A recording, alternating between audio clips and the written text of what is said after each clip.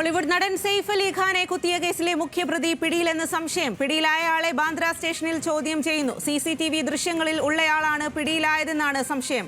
Bandra railway station വഴി രക്ഷപ്പെടാൻ ശ്രമിക്കുന്നതിനിടെയാണ് ഇയാൾ പിടിയിലായത്. സെയ്ഫിനെ കുത്തിയ കത്തിയുടെ ഭാഗങ്ങൾ കണ്ടെടുക്കാനുള്ള ശ്രമത്തിലാണ് പോലീസ്.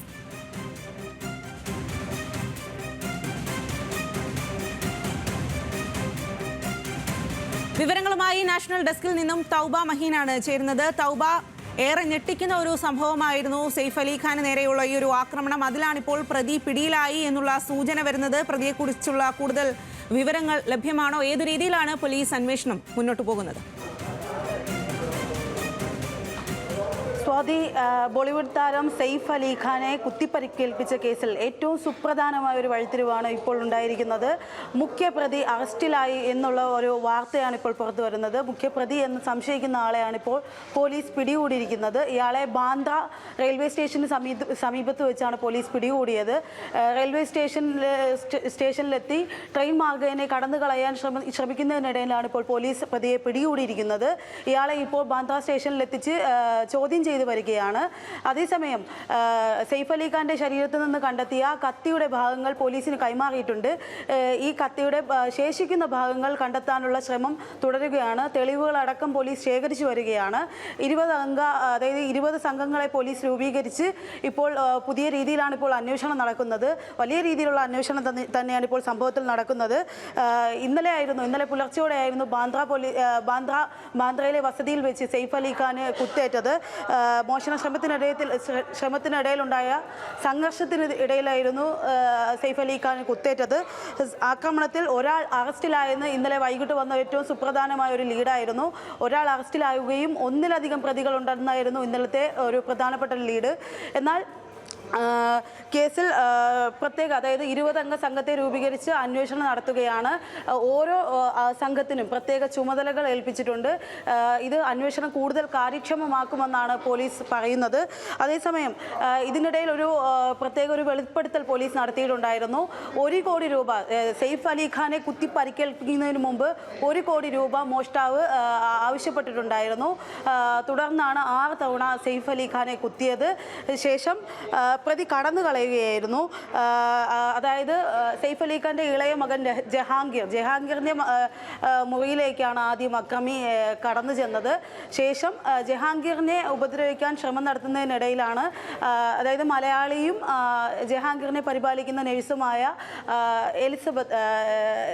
ഏലിയാസ് ഫിലിപ്സ് ഇത് കാണുന്നത്. എന്നിട്ട് അക്രമിയെ പ്രതിരോധിക്കുകയായിരുന്നു. ഇതിനിടയിൽ ശബ്ദം കേട്ടാണ് സെയ്ഫ് അലി ഖാൻ സംഭവ സ്ഥലത്തേക്ക് എത്തുന്നത്. തുടർന്ന് സെയ്ഫ് അലി ഖാനെ കുത്തി പരിക്കേൽപ്പിക്കുകയായിരുന്നു അക്രമി. സെയ്ഫ് അലി ഖാന് ഒരു 6 കുത്തും അതിൽ 2 എണ്ണം ആഴത്തിലുള്ളതായിരുന്നു. നട്ടലിനും കഴുത്തിനും അടക്കം ഗുരുതരമായ പരിക്കേറ്റിരുന്നു. ഇപ്പോൾ സെയ്ഫിൻ്റെ നില മെച്ചപ്പെട്ടിട്ടുണ്ടെന്നാണ് ഡോക്ടർമാർ അറിയിക്കുന്നത്.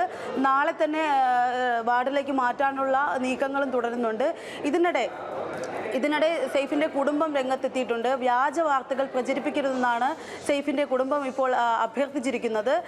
അതേസമയം തന്നെ സ്വാതി, ഇത് ഇപ്പോൾ മഹാരാഷ്ട്രയിൽ വലിയ രീതിയിലൊരു രാഷ്ട്രീയ കോളിളക്കം തന്നെ ഈ സംഭവം സൃഷ്ടിച്ചിട്ടുണ്ട്. നമുക്കറിയാം, ബാന്ദ്രയിൽ അടുത്തും ഒരു MLA കൊല്ലപ്പെട്ടിട്ടുണ്ടായിരുന്നു. പിന്നാലെ സൽമാൻ ഖാൻ്റെ വീട് ആക്രമിക്കപ്പെട്ടിരുന്നു. ഇതിന് പിന്നാലെയാണ് ഇപ്പോൾ ഗുരുതരമായ ഒരു രീതിയിൽ വീണ്ടും ഒരു ആക്രമണം ഉണ്ടായിരിക്കുന്നത്. അതിനാൽ തന്നെ മുംബൈ നഗരം സുരക്ഷിതമല്ലാത്തൊരു സ്ഥലമായി മാറിയിരിക്കുന്നു എന്നാണ് പ്രതിപക്ഷത്തിന്റെ പ്രധാന ആരോപണം. എന്നാൽ ഇന്നലെ തന്നെ മുഖ്യമന്ത്രി ദേവേന്ദ്ര ഫട്നാവിസ് മാധ്യമങ്ങളുടെ മുന്നിലെത്തി ഈ ഒരു ഒറ്റപ്പെട്ട സംഭവം കൊണ്ട് മുംബൈ ഒരു സുരക്ഷിതമല്ലാത്ത നഗരമായി മാറിയിരിക്കുന്നു എന്ന് പറയാനാകില്ലെന്നും പഴുതടച്ചൊരു അന്വേഷണം ഉണ്ടാവുമെന്നും പറഞ്ഞിട്ടുണ്ടായിരുന്നു. സ്വാതി, തൗബ, എന്തായാലും ഇന്നലെ ഈ തൗബ സൂചിപ്പിച്ചതുപോലെ ഇന്നലെ പലതരത്തിലുള്ള അഭ്യൂഹങ്ങളൊക്കെ വന്നിരുന്നു. ആദ്യം നേരിട്ട് സെയ്ഫ് അലി ഖാനെ അതിക്രമിക്കുകയായിരുന്നു എന്ന് പറഞ്ഞിരുന്നു. പിന്നീട് അദ്ദേഹത്തിന്റെ വീട്ടിലെ ജോലിക്കാരെ അതിക്രമിക്കാൻ ശ്രമിക്കുന്നത് തടയുന്നതിനിടെയാണ് സെയ്ഫിന് നേരെ ആക്രമണം ഉണ്ടായത് എന്ന് പറഞ്ഞിരുന്നു. അത്തരം കാര്യങ്ങളിലൊക്കെ ഒരു വ്യക്തത ഇപ്പോൾ വന്നിട്ടുണ്ടോ?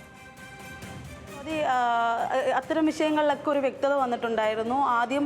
ആദ്യഘട്ടത്തിൽ ഒരു അന്വേഷണം വന്ന സമയത്ത് ഈ പരിചാരകർ, വീട്ടിലുണ്ടായിരുന്ന പരിചാരകർ ആരോ ഈ പുറത്തു നിന്ന ആളെ അകത്തേക്ക് പ്രവേശിക്കാൻ വേണ്ടി സഹായിച്ചിരുന്നു എന്ന നിലയിലായിരുന്നു ആദ്യഘട്ടത്തിലൊക്കെ അന്വേഷണം ഉണ്ടായിരുന്നത്. എന്നാൽ പിന്നീട് ഇവരെ പരിചാരകരെ അടക്കം, അത് വീട്ടിലെ നഴ്സിംഗ് സ്റ്റാഫുകളെയും സെക്യൂരിറ്റി ജീവനക്കാരെ അടക്കം പോലീസ് കസ്റ്റഡിയിലെടുത്ത് ചോദ്യം ചെയ്തിട്ടുണ്ടായിരുന്നു. ഇവർ നൽകിയ മൊഴിയുടെ അടിസ്ഥാനത്തിലാണ് ഈ മോഷ്ടാവ് അടുത്തുള്ള അപ്പാർട്ട്മെൻറ്റ് വഴി കയറുകയും മതിൽ ചാടിയാണ് സെയ്ഫ് താമസിക്കുന്ന ബാന്ദ്രയിലെ ആഡംബര വസതിയിലേക്ക് പ്രവേശിച്ചത്. ശേഷം ഫയർ എസ്കേപ്പ് ഗോവണി വഴിയാണ് സെയ്ഫിൻ്റെ അപ്പാർട്ട്മെൻറ്റിലേക്ക് കയറിയത്. ശേഷമായിരുന്നു ആക്രമണം ഉണ്ടായിരുന്നത്. അതായത് ആക്രമണം ആദ്യം കണ്ടത് മലയാളി നേഴ്സായിരുന്നു.